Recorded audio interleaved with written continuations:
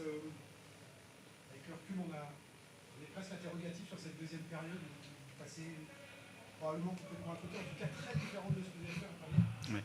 Il se passe quoi? Il n'y a plus de gaz, il n'y a plus d'idées, il y a un adversaire qui change, il y a une équipe qui perd le fil.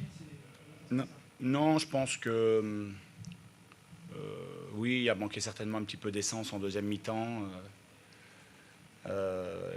La première mi-temps, c'est l'une des bonnes premières mi-temps qu'on fait ces derniers temps. Je trouvais que c'était bien dans le contenu, on s'est créé des occasions. On aurait pu marquer, je pense, plus qu'un but. Hein. Ça méritait peut-être plus qu'un but sur la première mi-temps. Puis la deuxième mi-temps, on est un peu bas, on ressort moins bien les ballons. Et puis on prend un but cruel, but contre notre camp, qui nous fait mal à la tête. Et puis après, c'est sur une sortie de balle, Yacine qui perd le ballon. Et après le match, il est plié, 3-1, il n'y avait plus assez de temps pour revenir. Donc, oui, je pense que sur la deuxième mi-temps, ouais, on n'a pas réussi à jouer avec l'intensité qu'on avait mise en première mi-temps. C'est athlétique, physique, il y a une telle débauche que c'était ambitieux d'aller les chercher autant. Finalement, il y avait la possibilité que ce soit compliqué de faire tout le match. Oui, alors, si on avait pu prendre plus d'un but d'avance, voilà, le plan était bon. On l'a fait même un peu plus que je pensais qu'on serait capable de le faire en première mi-temps. Mais rentrer à 1-1, c'est pas suffisant. Ils n'ont pas grand-chose en première mi-temps, hein, en termes d'occasion. Ils en ont eu plus en deuxième mi-temps. Et ils ont exploité aussi nos erreurs. Mais voilà, quand on fait une première mi-temps comme ça, ouais, on doit être un peu plus à l'abri. C'était l'idée avec l'image plus bas et puis Pierre qui avait un peu de gaz au moment de jouer, et puis Ouais. un profil d'aller chercher. Ouais, c'était l'idée. Et puis il a la qualité d'Imad pour ressortir les ballons. Il l'a bien fait. Il a donné le tempo de la première mi-temps. Hein. Ça a été l'un des garçons qui ont fait le jeu en première mi-temps. Mais en deuxième mi-temps, on n'a pas réussi à retranscrire ça. Donc c'est dommage. Et puis on se fait punir, ouais, sur un centre dévié dans notre but. Dans ton milieu, quelle mission tu avais demandé à Zinedine Mouraled? Il épaulait à la fois Pierrick, à la fois Imad, et parfois un peu entre les deux. Il avait un peu ce rôle de tampon axial. Oui, il avait un rôle un peu hybride. Il l'a plutôt bien joué. Et puis sa sortie coïncide aussi avec le moment où on est un petit peu moins bien, parce qu'il a été capable d'aller chasser, était capable de participer au jeu. Et puis, il s'est fait mal, donc on a été obligé de le sortir assez prématurément. Ça nous a fait mal aussi.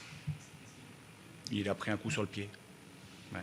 Qu'est-ce que tu dis à tes joueurs? On sentait évidemment de la déception, notamment après le deuxième but, on sentait que Ouais. voilà, c'est vraiment le plus dur.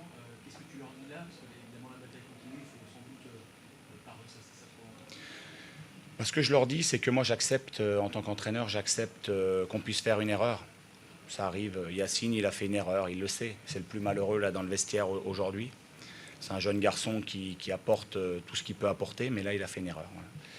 Voilà. On a le droit de faire des erreurs, par contre on n'a pas le droit de baisser la tête, d'abandonner. Oui, ce soir c'est une mauvaise soirée pour nous, c'est une mauvaise soirée pour le SCO. Et donc évidemment qu'il y a de la déception.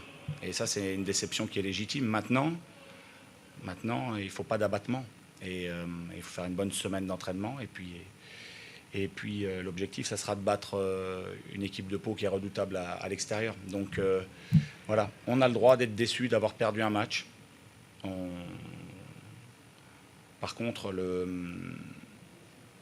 maître mot, c'est de continuer et de valoriser tout ce qu'on a fait de bien dans cette saison-là.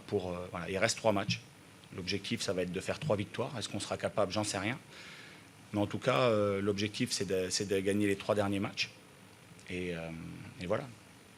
C'est continuer à y croire aussi. Oui, bien sûr. Des choses, parce que évidemment, vous passez troisième, ça fait longtemps, avec des points de retard, mais sans doute que c'est pas fini. Oui, ça sera dur aussi pour les équipes de devant, pour nos adversaires. Et puis nous, il y a des beaux matchs à jouer. On a 2 matchs à domicile, 1 match à l'extérieur. Voilà, il faut continuer. C'est une belle saison qu'on est en train de vivre. Là, c'est une mauvaise soirée, évidemment.